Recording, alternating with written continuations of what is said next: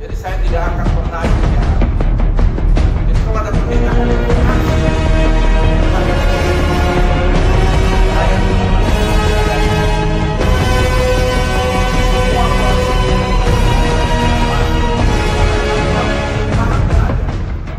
hidup ini kalau tidak ada equilibriumnya, tidak ada keseimbangan bubar, tidak.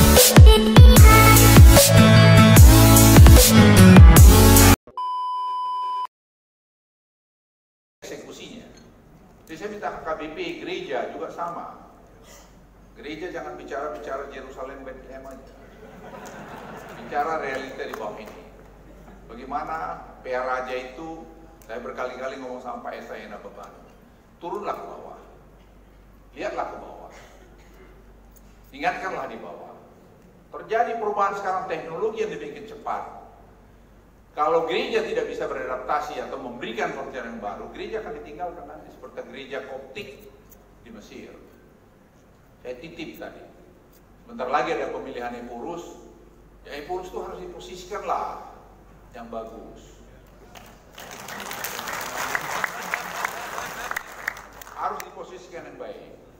Harus bisa berperan sebagai ya, bapak gereja. Iman. Saya titip ini, saya orang tua, umur saya 73 tahun tahun ini, bukan muda saya. Ya, jadi kalau saya nasihatin bapak kurus masih boleh lah. Dari aspek pengalaman hidup. Saya titip. Jadi kalau bersaing, mau jadi Epurus silahkan bersaing. Tapi jangan pakai anu lagi lah, tim sukses untuk saya. Saya udah kalau saya boleh bilang kampungan itu. Saya mohon, sudahlah. Ya tetap boleh sosialisasikan diri, saya kira wajar dan itu harus. Saya kira Pak Aman SAE juga ikutlah berperan, Abang sudah tua juga, sudah 85, 86 mungkin Abang ya, 87 malah ya. Jadi sudah, ya bisa lah 10 tahun lagi Abang ini masih sehat enak ya. Tapi ya di hari tua Abang, buatlah supaya semua aman gereja itu. Karena saya kadang-kadang sakit gigi juga sebagai jemaat gereja, melihat HKBP ini kadang-kadang tidak jelas. Jadi saran saya, khotbah di gereja temanya jelas, kebersihan. Bagaimana persatuan kesatuan. Bagaimana tadi melihat lingkungan ini. Bagaimana pendidikan. Tema-tema semacam itu, Amang, saya nggak tahu berapa dari HKBP yang ada di sini, itu diomongkan terus tiap hari. Tema 5 tema itu saja, saya kira diputar terus. Sudah baik. Dan ada pembukaan, ada tadi bicara Alkitab manalah, ayat siapalah diambil di situ, masuk pada analisa ayat itu dan kesimpulannya apa dalam hidup kita sehari-hari.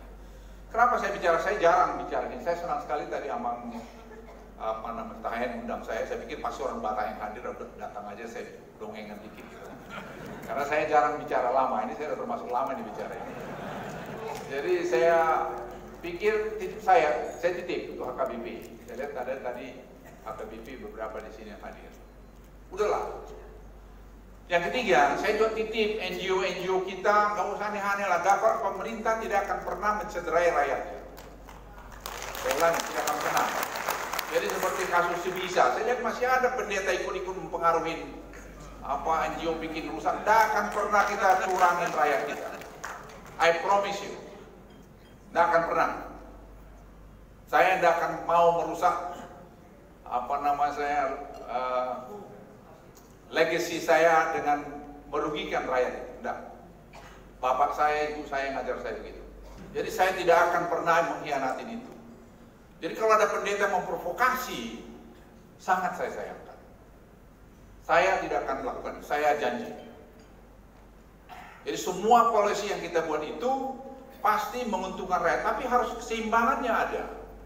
Hidup ini kalau tidak ada equilibriumnya, tidak ada keseimbangan, bubar hidup ini.